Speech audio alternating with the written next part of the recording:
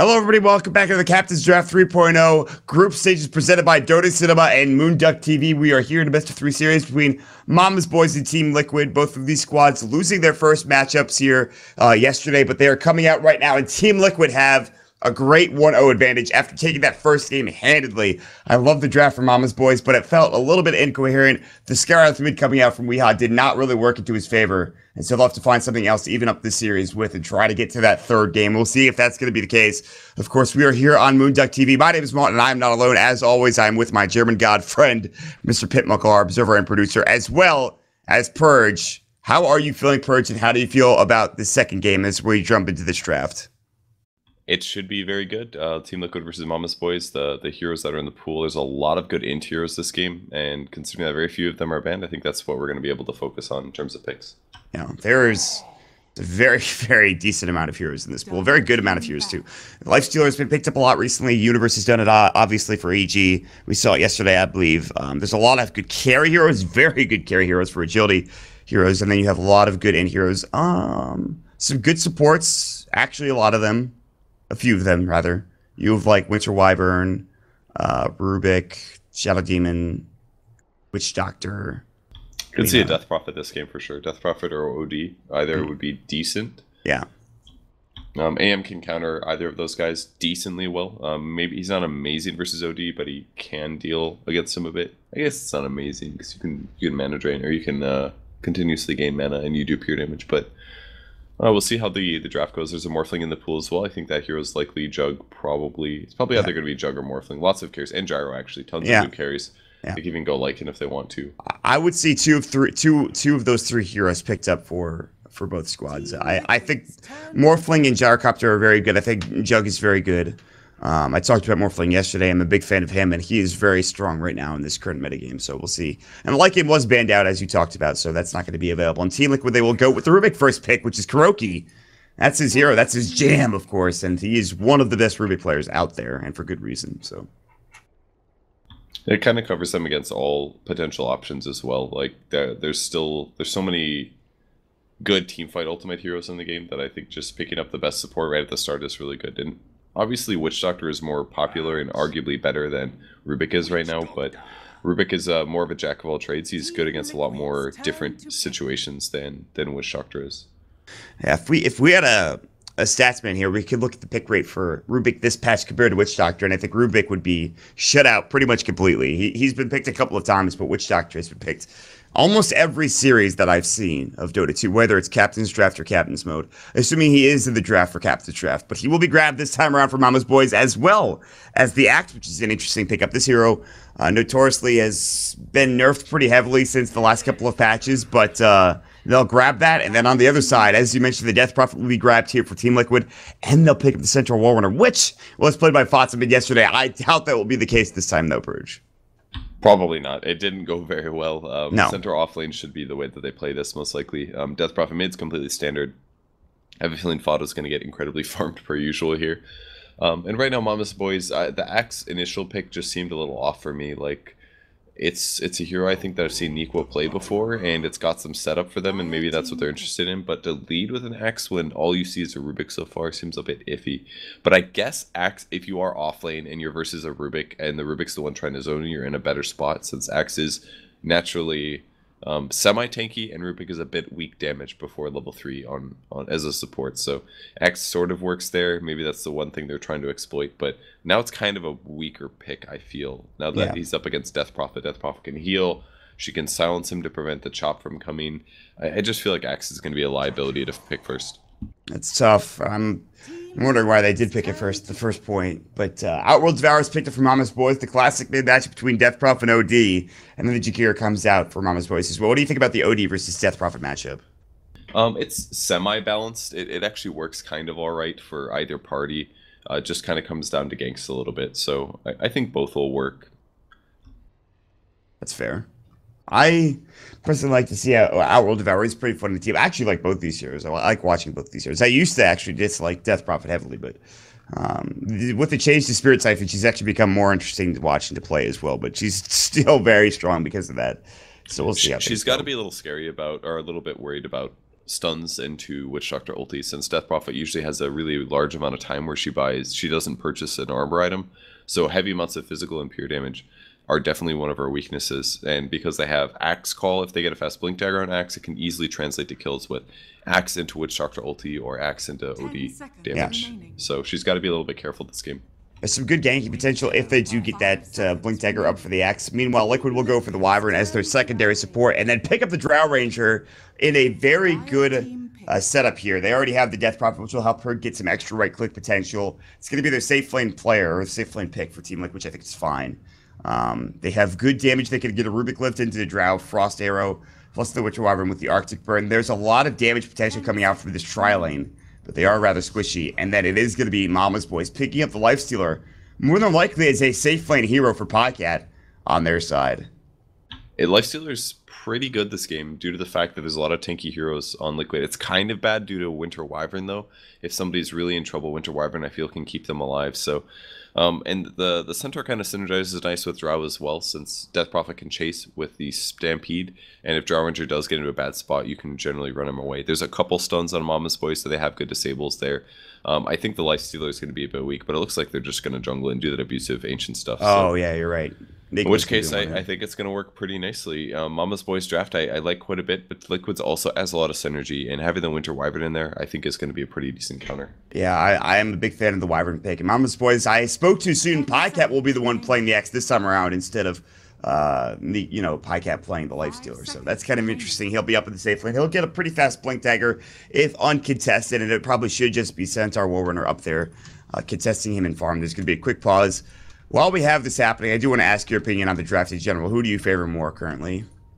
I think the Team Liquid draft comes together a bit better, and the heroes that they have are a bit more viable. I don't really like Axe that much, but I also see that Drow's kind of become weak in the mid game. And obviously Drow's very good this game. There's a lot of heroes that it counters. Lifestealer, if you silence him, Drow's very good against that. Drow's decent against Axe as well if you're from far away. So. And also Liquid is just the better team, so I think Liquid is much more favored here in this matchup. But I could definitely see Momma's Boys taking this if they play well with their Lifestealer and they get a lot done with their Axe and their OD. That's what it comes down to. Lifestealer getting a good start. Axe needs to get that early Blink Dagger for Podcat or some big item, and they have to start running at Liquid here pretty early and try to put as much pressure on as possible onto Liquid. But it's going to be easier said than done. Quick pause here before we get back into the game. Of course, this is Captain's Draft 3.0. Make sure you guys give us a follow on moonducktv. But hope everyone is having a great morning. I know I am. I'm doing rather well for myself. Actually, it is probably the afternoon or evening for most of you Europeans out there. So big shout out to you guys. Hopefully you're doing really well for yourselves. And, well, you're not feeling sick like a couple of us are, but Yo, I'm mod. sure we'll... There's some mucus in my body, it's true. Check DP pose. So good. She's in the air, I believe. She's like raving. She's like at a hip hop concert. Like, she's raving in the middle of the air somehow. Oh yeah. So Not cool. quite hit ground yet, so he's having a pretty good time. Go.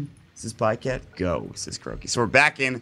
The pigs were coming out, but we are into the game. Game number 2. And Momma's Boys, they need a win here. Otherwise, they'll go down 0-2 in the group stages thus far. And Liquid will put themselves up in that second place spot. So this is very interesting, very important game coming out for both squads, really. Well, they're going to move across the map here. Kuroki's got a Brutes first, so he can definitely initiate here. Their follow-up is decent. Oh, Fado just accidentally used his Fairy Fire. Yeah, that's not great. That's rather unfortunate. Might have to play a little bit more passive. He can maybe send out another Fairy Fire later on if he wants to, if he gets a Bounty Rune as well, especially. We'll see if that's going to be the case. Some 3 to 4 man aggression coming out from Momma's Boys. The ward will be placed down by Kuroki in lane. They will not scout it out. Maybe they will. They don't have a sentry on them, I don't believe, though, for Saxa or Milan. But here we go. The Arctic Burn about to fly. The Telekinesis as well. Crypt Swarm's actually not available. It's going to be the Spirit Siphon. That is an easy first blood, as they also had the Precision Aura, providing them that extra bit of right click. And it just takes half a second and a good ward coming out from Kuroki to get it off that, of course, lift and kill. Yeah, the only reason it worked basically is because he had boots to get there rapidly, and his opponents didn't go for the fast TP placement. If they would have gone for the TP place, they might have been able to make that there. But getting that kill is really big, actually, because they did it so early that by the time the bounty rune comes, they're down 1 hero. The hero's still running back, so it kind of guarantees the bounty rune, and it gives them first blood. Right. It's a nice little pick off there. Pycat kind of looks like he wants to walk out here, but he will not be able to get the bounty rune. It'll be picked up by Fatsa. Now another telekinesis. They're going to find him again. They don't have Spirit Sight. It's on cooldown for 3 seconds, and now the body blocks will come out, but still, last right click, will it go? The Fairy Fire flies through, and that will save his life. Kuroki's going to go in deep for this. Tango has been eaten from Milan. He'll stay alive. Kuroki now has to hightail it across the map, through the jungle, through the woods to Grandma's house we go for the Rubik. He doesn't care, though. He's got Boots of Speed, and when you have Boots of Speed and you're a Rubik at this stage in the game, you can do stuff like this. You can be very aggressive. You can pressure your opponents, and he's going to do that all game, basically. So it is tri lane versus tri lane, it looks like, as Saxa is down here in the bottom lane, or at least dual lane coming out. You can see Milan has to go back home. He'll regen up, but you can already see the Axe going to work in the jungle. I feel like this is a good tri lane for Momma's boys, but it's very tough. Kuroki is going to come through. They've got lift up again. They've got the Arctic Bird as well. Pycat might just die again here, or rather for the first time. Body blocks will come through. He'll try to juke and jive his way out. The last right click will fly, and Kuroki will pick up the kill. And suddenly, Kuroki and Jerax are having an amazing game. But this is what you expect from the Rubik Master himself. He's just playing Rubik the right way. Lots of right clicks. He's got more damage due to the Drought Aura, and it's making Axe look like the worst offlane hero ever. And T is kind of bad for this reason. If he's against ranged heroes, he's not going to have a good time. He's against 3 ranged heroes. Like, you want to play Axe against melees, but man, when they opened up with the Axe pick, they just put themselves in this potential loss here. Yeah, the first Axe pick coming out, maybe not the best. They're going to try to dive behind the tower looking for Kuroki. Good telekinesis will actually stun into Pycat, but the cast will come through. There's the Breathe Fire as well. And Kuroki's going to get caught. They don't have the call, however. Now Momma Man's going to be the focus. But look at Saxa take that right-click damage. He's going to have to salve up. But it will go only for a moment longer. Kuroki, Breathe Fire, he should fall here. But still, Saxa will fall as well. Might be a 1-for-1 trade. Kuroki trying to tango up and regen. He actually is going to survive with 4 HP. And Pycat will fall. His bottom lane's a disaster coming out. They're going to lose Milan as well. Last right-click. Gets off the cold embrace as well, and another kill going the way of Liquid. Already 5-0, and all from this tri-lane down bottom. What a disaster for Momma's boys already. They're just getting consistently outplayed here. That's all that's happening. They're underestimating how much damage they have, how much disables they have, and Axe is really showing not to be very strong just yet. This Axe is not providing nearly enough. They're going to TP back down bottom again. They want more. They want to keep fighting, and I don't kind of blame them because, of course, they have to try to find something here. And while this is all happening, Fatsa's got 10 last hits. He's 4 hits ahead of Weehaw. They're going to try to go on bottom lane, but top of the cast will fly through. There's the Breathe Fire as well. They do have Cold Embrace at the ready. And can they get it off in time? The answer to that question is yes, and now they have to back away. The South comes through as well. And Momma Man, he's still in trouble, but it looks like he will get behind the tower. And that is with a double damage rune as well. And they just can't hit Momma Man. Oh. That was such a sick play by Jax there. He used the Cold Embrace, and while it was on, he used the salve as well. Yeah. If it wasn't for the salve, there's no way that Drow lived there. But they keep him alive, and still no kills on the board for Momma's boy. Yeah, they are. These guys are all like level 1, level 2 tops. They're getting completely outplayed here in this early game. They are desperately trying to find a kill for themselves. They know they need some semblance of farm right now because every other lane's not really going for well for themselves. The cast will fly through. It'll bounce up onto Jirax and Kuroki as well. He's going to get caught, but he gets off the telekinesis left in time. Now there's a great Cold Embrace coming out. The Breathe Fire will come through. Yeah, he's still in a lot of trouble. The Cold Embrace will not save him this time. And finally, Momma's boys will pick up a kill for themselves with Milan getting last hit. They'll cut the tower creep. And that'll go to work for them. And it looks like Momma Man might come back bottom with 2 Wraith Bands ready to go. So Tier 1 Tower is being pressured pretty hard here, and this is one of the advantages that Momma's boys have, is that if the 3 heroes aren't set up, the tower very rapidly gets taken due to cutting the creeps. Look how low it is with the Liquefier as well ready to go, and this is... It's not great so far, and I said Breathe Fire was dual breath, by the way. I get confused between the dragons, but...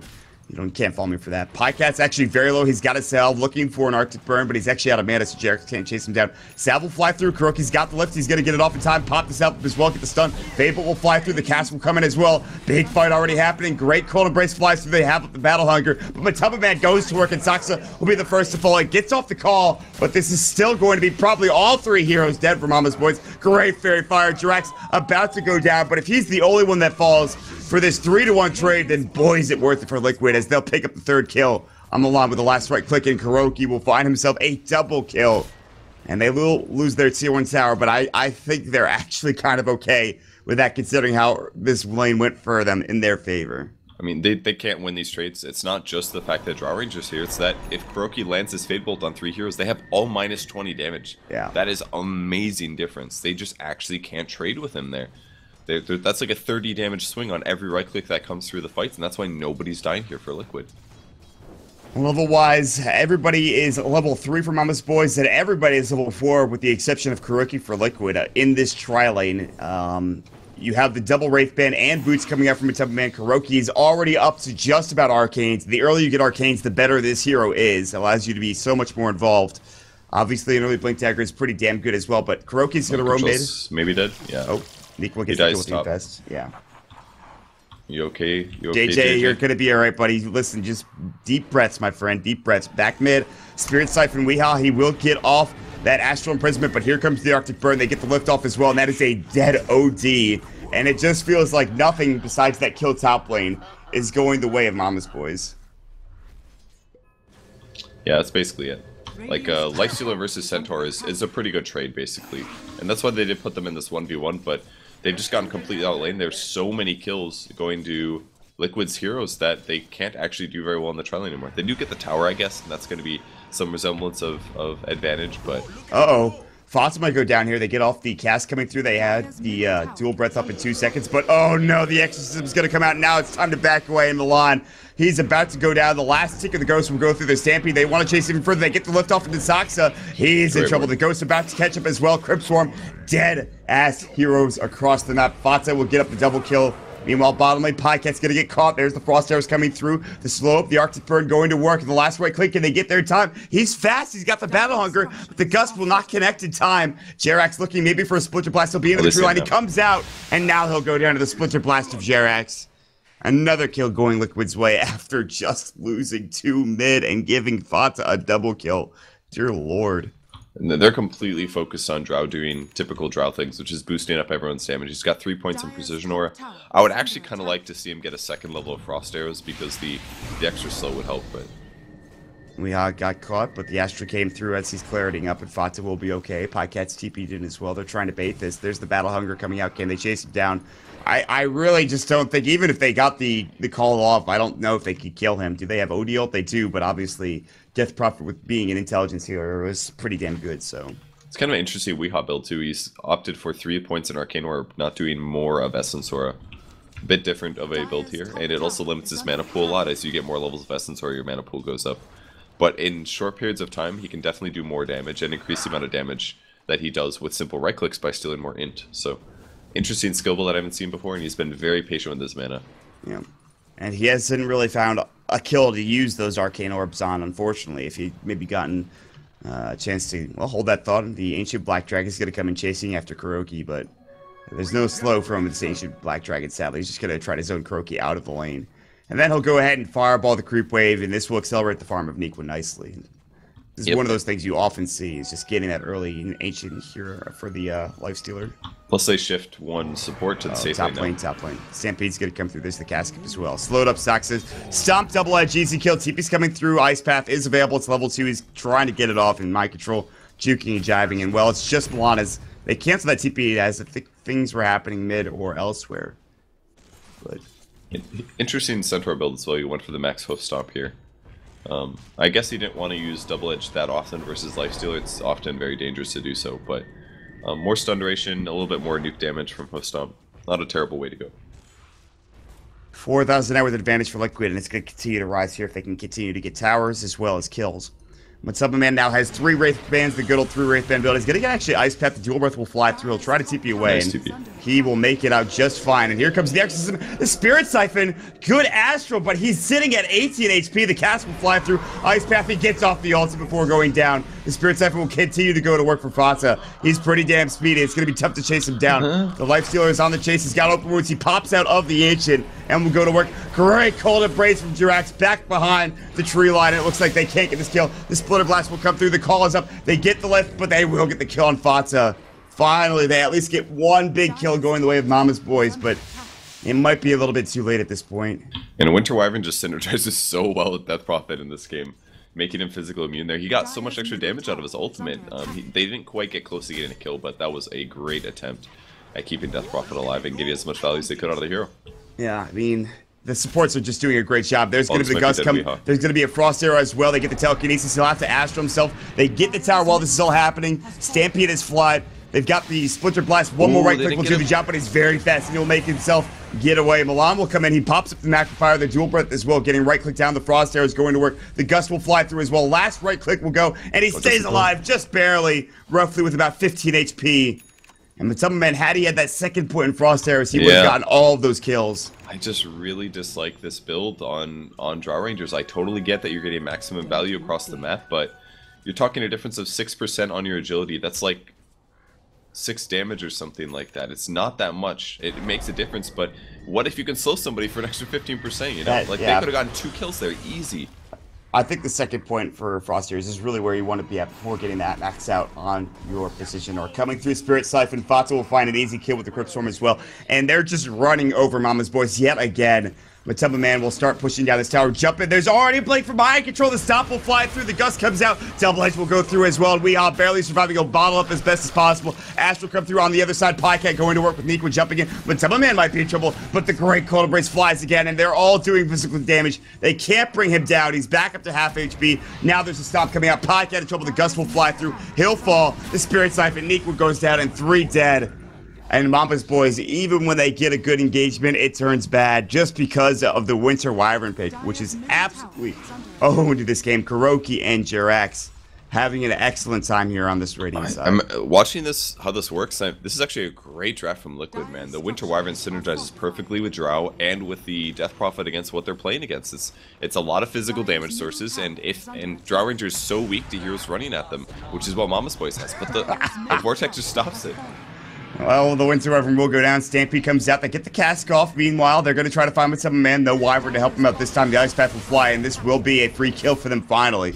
And it's going to be the Axe getting it. He's trying to get to that Blink Dagger, and Weehaw, he's like, oh, I kind of wanted that kill, but instead I'll just settle with having boots and an Old Tally Wand in a bottle. That is not much in terms of net worth, and you can see it in net worth graph. Dear Lord. Well, Liquid pretty much has everything they need right now. They've got Blink on Centaur, they've got a Drum, and a Treads, and a Null Talisman on Death Prophet, so she's quite tanky. Oh, he's going to find Soxa here. That's an easy kill. Well, that is double damage, stomp, right-click, double edge. And Mind Control will find a very easy pickoff, as you mentioned. And he's already back up to 1,000 gold on top of this. Do you think he goes for that classic item, the 4-staff for the Centaur Warren, or he picks up another item, maybe just to make himself a bit tankier? And I think Force is great, especially against a Jakiro, against a Witch Doctor, against all these hard disables that they have on... Well, they're not all hard disables, but even something like Open Wounds is a big threat. If he gets a fast 4-staff, he can easily help keep himself and allies alive. I think a 4-staff would be great for Liquid. Yeah, he could certainly start building it. He has enough money for the staff boost. Top lane, Matema Man has taken down the tier 1 tower. His Yasha is almost completed. He's about 40 gold away from it. Mind Control was looking for a double stomp mid. I think got the Pycat and another hero. He couldn't quite find it, though. He got Astral as Weehaw was coming through. That is an Aether Lens already picked up for Rubik, by the way, which is a huge item choice. And it's going to get just that much harder for Mama's boys. As now, Liquid will push into the tier 2 tower, looking to take all the outer towers as quickly as possible. And boy, they're doing a great job of it. Is he? Yeah, Drow is going to level stats. It's a very common build, honestly. I still think that you can justify a second point of Frost Arrows, because if you're going to use it, it might as well be a little bit more efficient, and you get 100% value increase out of the skill point. But I totally understand the stats leveling. Very common for Drow to not justify the extra levels. They can actually kill this Ancient Golem pretty easily. Drow is one of the highest physical damage carries in the game. He's got a lot of HP, 2,000 of course, but Nico is going to stay alive in that Ancient Black Dragon. If he chases further, he's going to get caught and probably just get right-clicked down, and you can see it.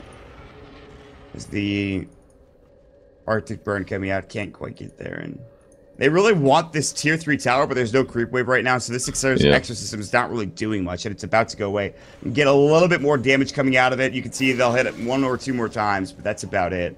Now they're going to back away more than likely. The tier 3 tower might be in trouble. Matema Man will get Ice Path, but he'll stay alive and he'll be just fine. It looks like they're committing to this, actually. Yeah. I mean, they could definitely get it with the next creep wave, I think.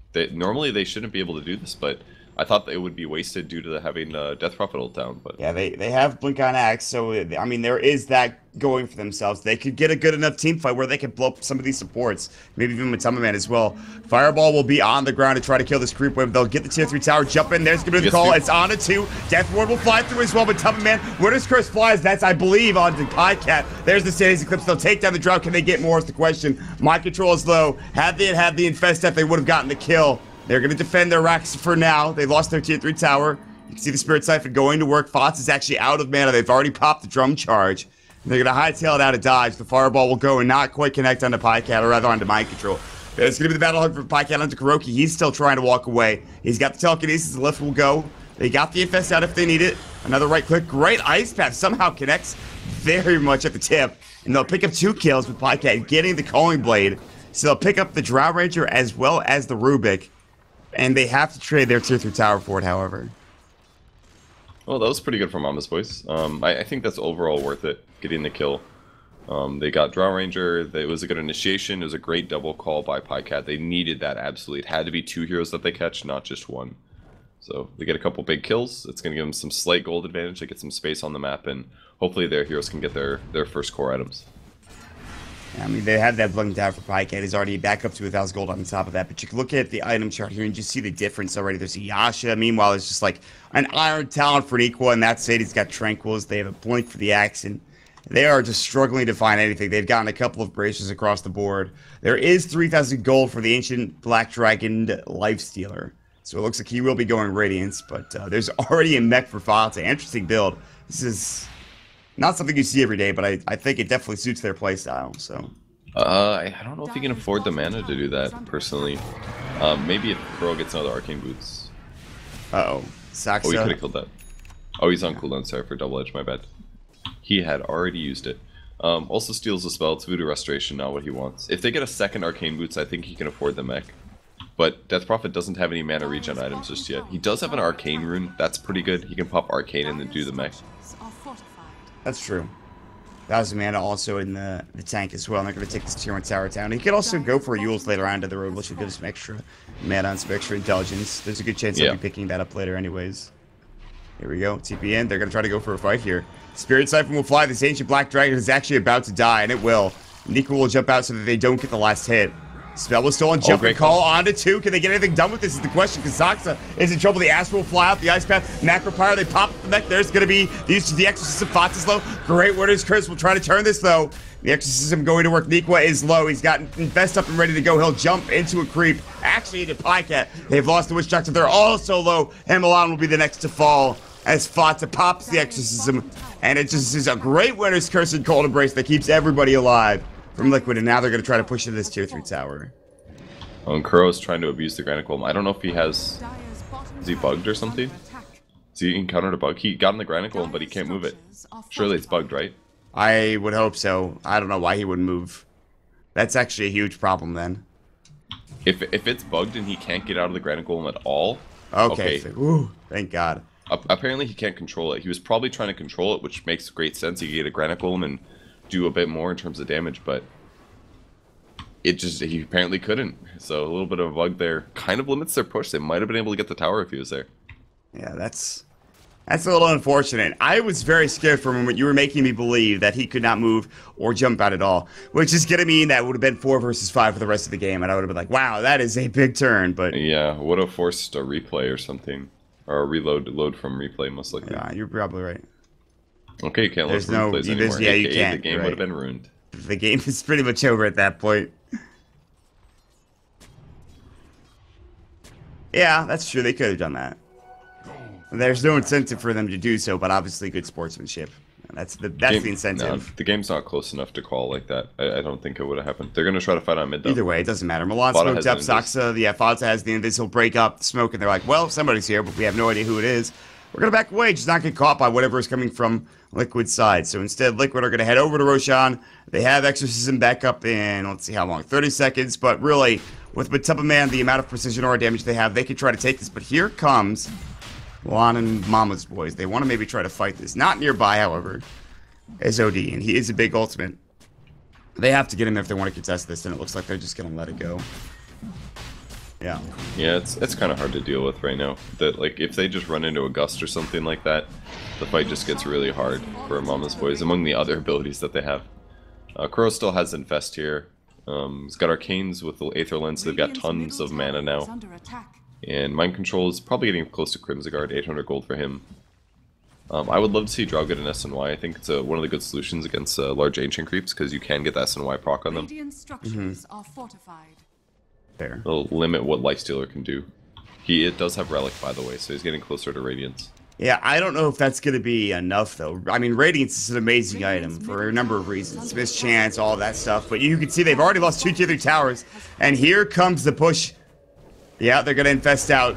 Now the jump in call, it's only going to be under Mind Control. However, the spell will be stolen. He steals call coming through. They get the Astral off as well. And that'll be a friendly Astral coming out. Mind Control, Stampede will fly, looking for Zaxa. Ice Path will hit on Defonsa. There's the Sadie's Eclipse, does no damage whatsoever. And the Exorcism still going to work. They've lost Weehaw at this point. Mind Control will go and he'll pop. Double-edged Zaxa getting healed up as best as possible. Podcat will get the call. They're going to try to bring him into the base. Won't quite get close. there. They're all so low. The Exorcism almost bringing Podcat down. Now Neek was getting focused with the Spirit Siphon. There's the Breathe Fire, dual breath coming out. The Death Ward doing nothing. And the Gust will get the silence off in time. And they are corralled into the well.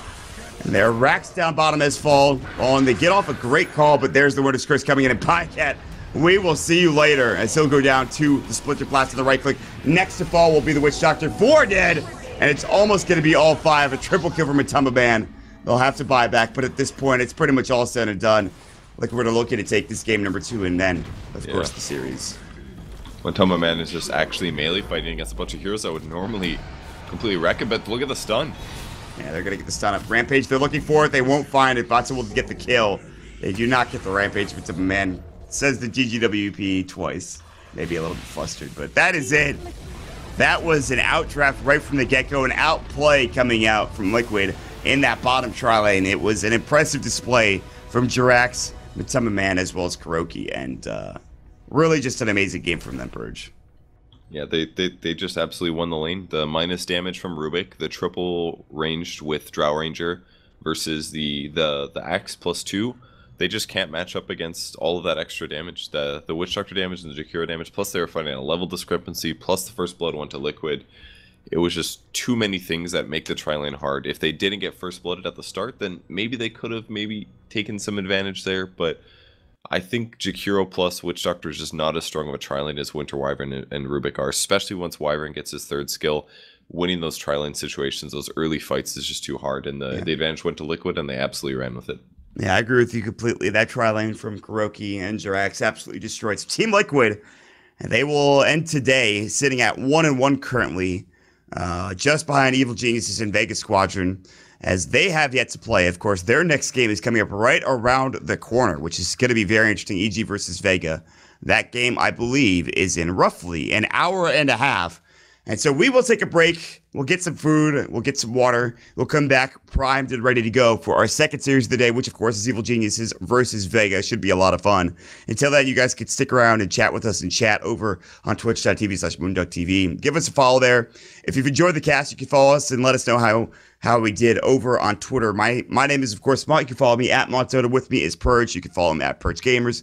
And Pitmuckle, our observer and statsman, who T-tours it up on a consistent basis. You can follow him at Pitmuckle. And now he's going to yell at me, so I'll see you guys later. Have a great day. We'll see you soon for Vega versus EG.